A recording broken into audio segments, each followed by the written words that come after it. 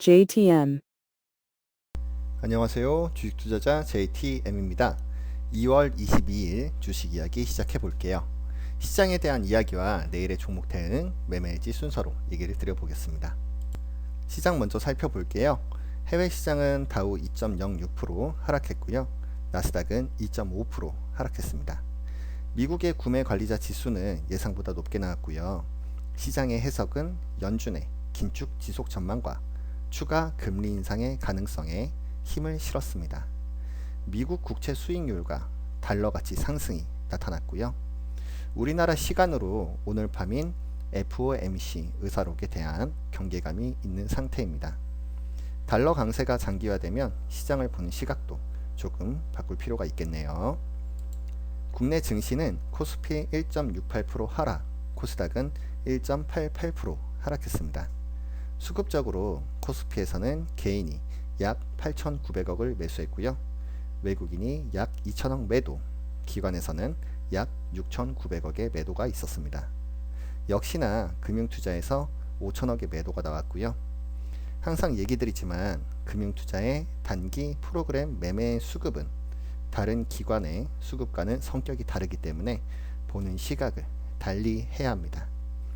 코스닥에서는 개인이 약 5,200억을 매수했습니다. 원달러 환율은 장중에 1,300원대로 올라왔고요. 강달러로 인한 환율은 긍정적이지가 않아요. 달러의 강세가 지속되거나 추가적인 상승이 있으면 우리나라 시장에도 큰 영향을 미칠 수밖에 없습니다. 섹터와 테마에서는 러시아의 핵 군축 조약 참여 중단 소식으로 전쟁 장기화 우려가 생겼어요. 곡물과 사료 테마주의 상승이 있었고요. 미국의 전기차 충전기 네트워크 개방 정책과 산업에 대한 확장 기대감으로 전기차 충전 테마주의 상승이 이어졌네요. 삼성전자의 M&A 예정 소식으로 일부 종목들의 상승도 있었습니다. 자율주행 로봇 보도 통행 관련 도로교통법 개정안 통과 소식으로 로봇과 자율주행 관련 종목이 상승을 했고요. 미국의 긴축 장기화로 인한 기조는 우리나라에도 영향을 미치겠죠. 미국의 주요 기술주가 하락하면서 우리나라의 반도체, 플랫폼, 게임 등의 기술주들도 전반적인 하락이 있었습니다. 내일의 종목 대응 차트를 기준으로 전략을 세워볼게요. 차트의 기준은 기준점이 계속 달라지기 때문에 내일인 목요일 2월 23일에 한정이 되고요. 시장과 섹터의 흐름, 종목의 재료나 공시는 배제하고 참고로 활용하는 것을 추천드립니다. 첫 번째 종목은 TYM이에요. 농기계 제조 판매 기업이고요. 북미 매출 증대 및 환율 상승으로 인한 최대 매출 달성이 예상되고 있고요.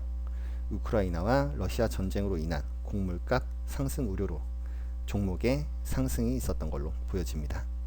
매출과 영업이익은 크게 증가하는 추세고요. 실적 대비 주가는 저평가 상태로 보이네요. 오늘 종가는 2,860원으로 끝이 났어요. 종목의 단기 지지라인은 2,650원으로 보여집니다. 2,650원을 이탈했을 때는 이익 실현 또는 손절에 대한 판단을 추천드리고요. 단기 저항은 3,200원이 될 것 같아요. 실적 대비 주가는 저평가 상태인 만큼 중장기적으로 가지고 가는 전략도 괜찮아 보입니다. 지속적으로 상승 시에는 강력한 저항인 3,800원까지 볼 수 있을 것 같고요. 3,800원에서는 차익 실현에 대한 판단도 필요해 보이네요. 두 번째 종목은 고려산업이에요. 가축용 배합 사료 제조 및 판매 회사고요. 러시아 푸틴의 핵 군축 조약 참여 중단 뉴스로 전쟁 장기화로 인한 곡물값 상승에 대한 우려가 생겼습니다. 그로 인해서 주가는 상승을 했고요. 작년 실적은 좋지는 않습니다. 테마성인 상승이기 때문에 빠른 대응이 필요해 보이네요. 오늘은 4,645원으로 마감을 했고요. 종목의 단기 지지라인은 4,500원이 될 것 같습니다. 4,500원을 이탈했을 때는 빠른 이익 실현이나 손절에 대한 판단을 추천드리고요. 단기 저항 가격은 전고점 부근인 5,100원으로 보여져요. 추가 상승 시에는 강력한 저항이 5,680원에 있는 것으로 판단이 되고요. 세 번째 종목은 신송홀딩스예요. 지주회사고요. 자회사인 신송산업 및 신송식품에서 곡물 수출입을 하고 있습니다. 고려산업과 같이 러시아 푸틴의 핵군축 조약 참여 중단 뉴스로 전쟁 장기화로 인한 우려, 곡물값 상승에 대한 우려가 생겼고요. 주가는 상승을 했습니다.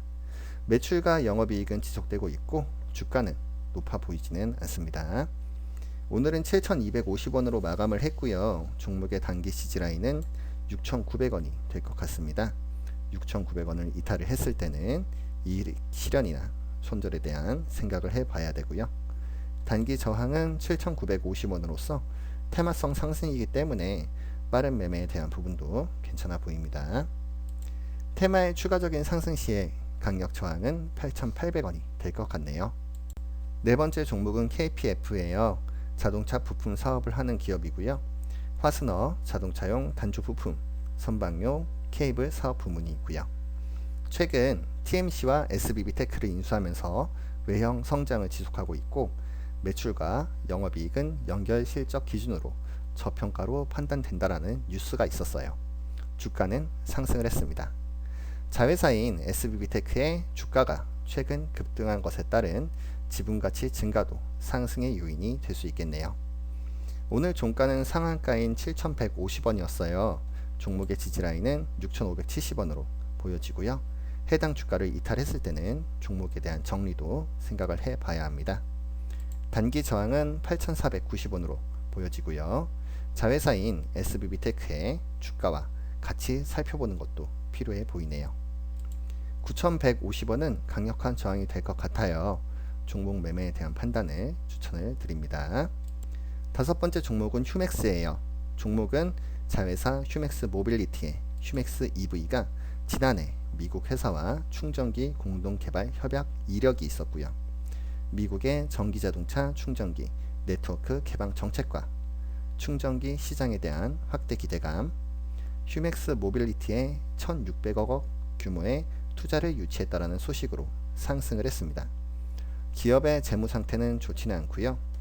오늘 종가는 4,275원이었어요. 지지라인은 4,080원으로 보여지고요. 4,080원을 이탈했을 때는 빠른 이익 실현이나 손절에 대한 판단이 필요해 보입니다. 단기 저항은 4,650원이 될 것 같아요. 빠른 매매를 원할 때는 4,650원 기억을 한번 해주시고요. 5,000원은 강력한 저항으로서 해당 주가를 터치를 했을 때는 매매에 대한 생각을 한번 더 해봐야 합니다. 여섯 번째 종목은 디스플레이텍입니다. 기업은 한국 전기차 충전 서비스의 지분을 보유한 주요 주주이고요.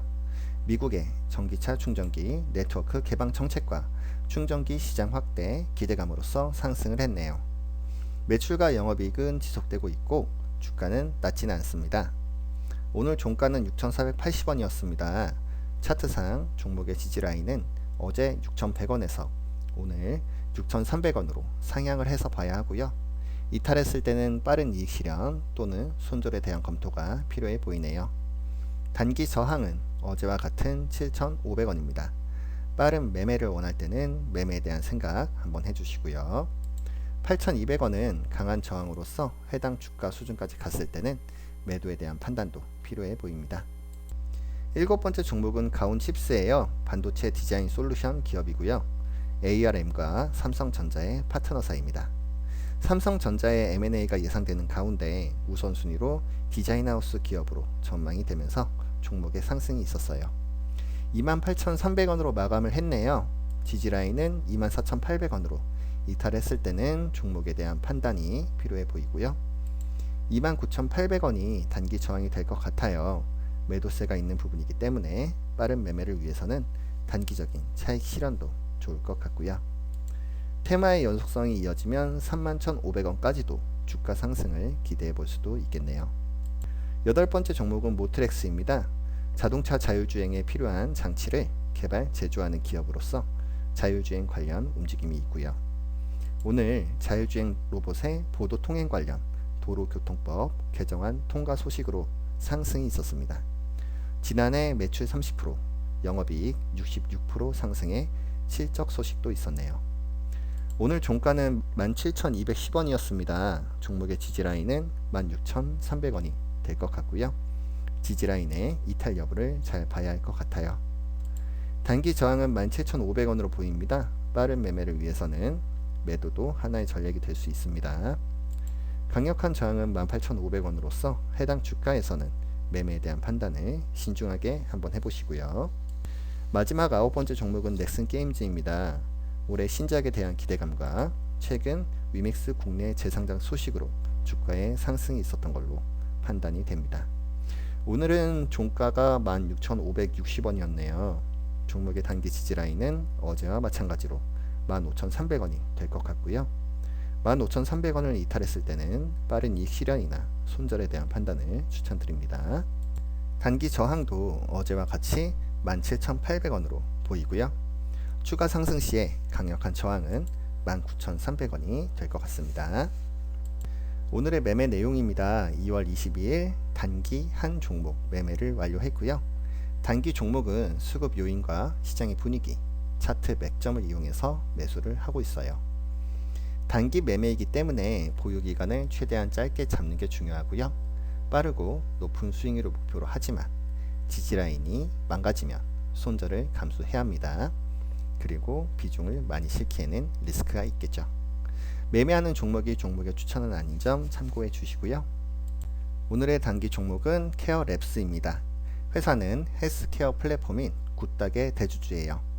삼성TV에 챗GPT 적용 굿닥 앱이 탑재된다는 소식으로 상승을 했습니다. 어제 차트상 지지하는 모습이 보여서 단기 매수에 들어갔고요.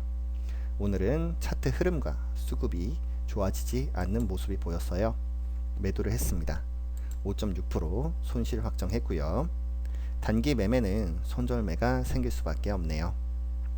2월 22일 시장과 내일의 종목 대응 매매 방법은 여기서 마치겠습니다.